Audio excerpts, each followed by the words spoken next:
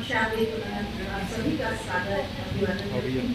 आज गुरु पूर्णिमा का पावन पर्व है, तो सभी गुरुजन भी सदन में है, मंच में है, इनका भी आशीर्वाद के सदा मिलता है और उन सभी के आशीर्वाद और शुभकामनाओं से ही आज मेरे किताब का विमोचन हो सका है। तो इसलिए मैं सबका हृदय से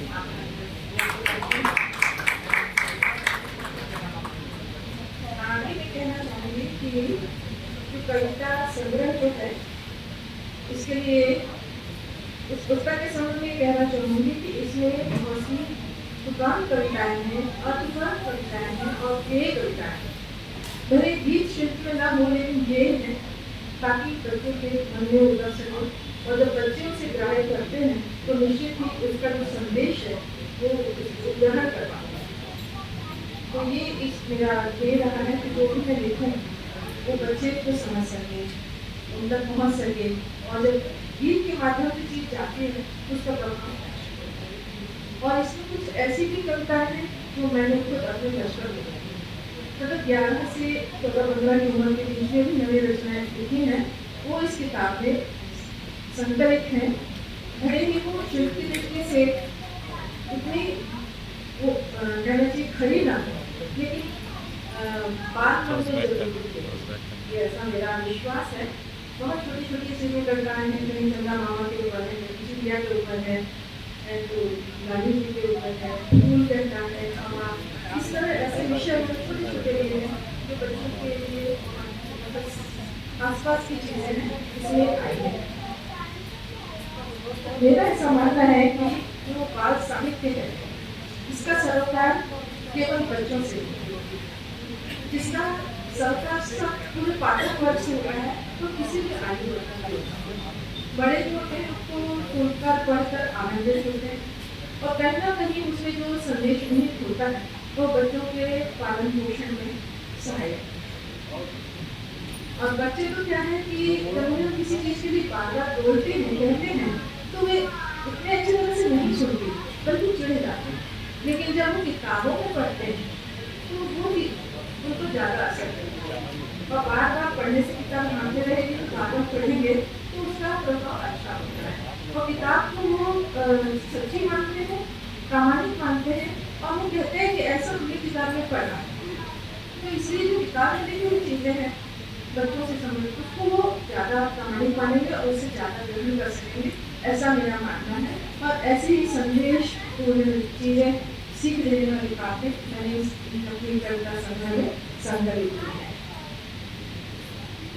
और एक बात और मैं कहना चाहूँगी, इस समय जो मेरी किताब का विमोचन हो रहा है, मुझे अपने मिडिल स्कूल के सर को बातें से किया जाती है।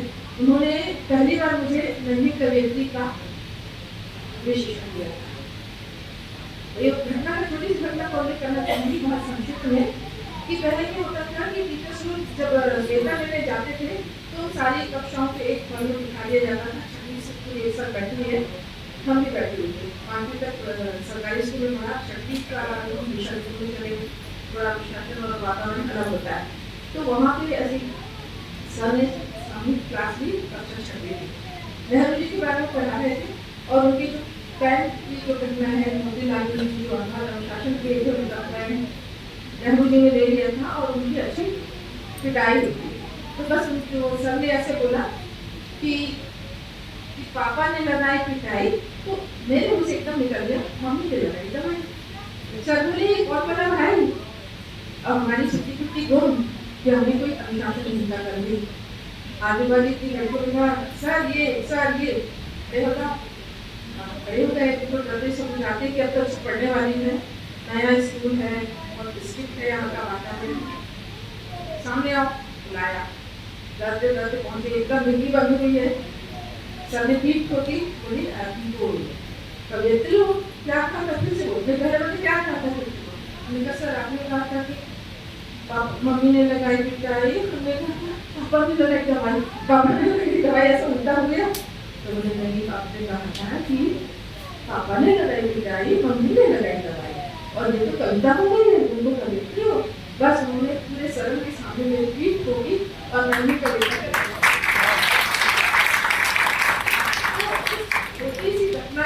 कहना चाहती हूँ, बच्चों में यदि कोई जरा सी भी प्रतिभा है तो उसको हम आगे बढ़ाएं, बहुत प्रोत्साहित करें।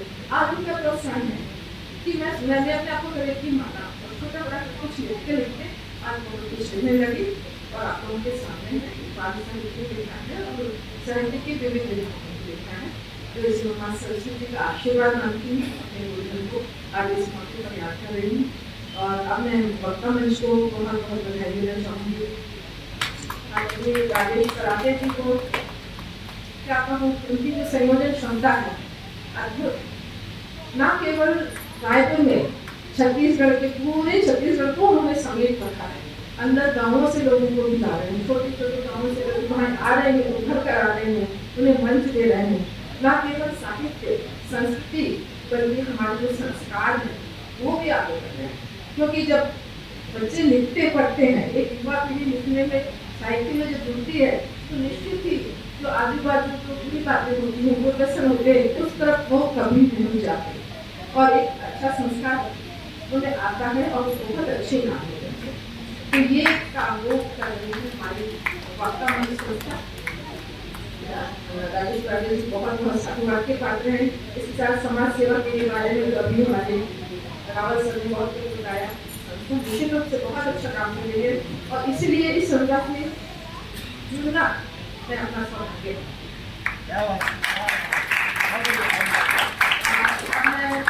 हमारे विनय गोपे जी का बहुत आभार करना चाहूँगी, जिन्होंने मेरी रचनाओं को अपने संगीत में साथ कर बच्चों के द्वारा इतनी बहुत प्रस्तुतियाँ दी कि बहुत आनंददायक है।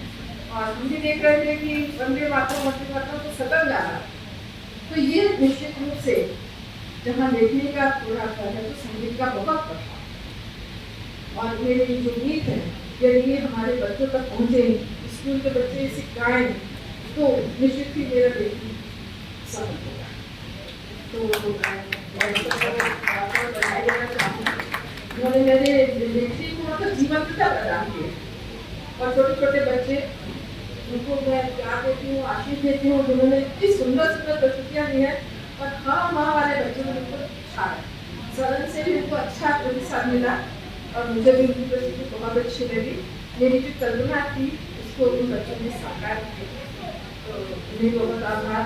और जहाँ तक तो देखी है जो कलम चलती है उसकी प्रेरणा भी हमारे बच्चे हैं, तो उन्हीं से प्रेरित होकर हम लिखते हैं।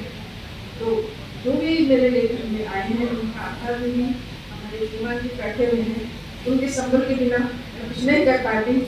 तो वैसे तो व्यक्तिगत रूप से देते हुए आज इस मंच से भी करती हूँ। आदरणीय श्री रावत जी हमारे मंच पे हैं, जिनको मुझे मित्रवत स्नेह देते हैं, इसलिए वो मुझे क्या कहते हैं, उनसे बहुत स्नेह मिलता है। उन्होंने मेरी पुस्तक में मुस्कान पे अपनी भूमिका लिखी है और मुझे संबल प्रदान किया है। डॉक्टर मंजुला श्रीवास्तव जी उन्होंने मोनू मंगी पे अपनी भूमिका लिखी है, लेकिन उनका संजय में तो उनका आपने फ्रैक्चर हो गया है, वो नहीं आ पाई हैं, तो उनकी भी शुभकामनाएं मुझे मिली हैं, उनका आभार करती हूँ। मंच पर आदरणीय निगम से बैठे हुए हैं, सीमा जी हैं जो एक कहने पे मंच पर आए हैं, उनका भी बहुत बहुत आभार। तो उनका बहुत आभार करती हूँ मैं आप सभी का, जिन्होंने मुझे हमारी रचनाओं को समझा सुना और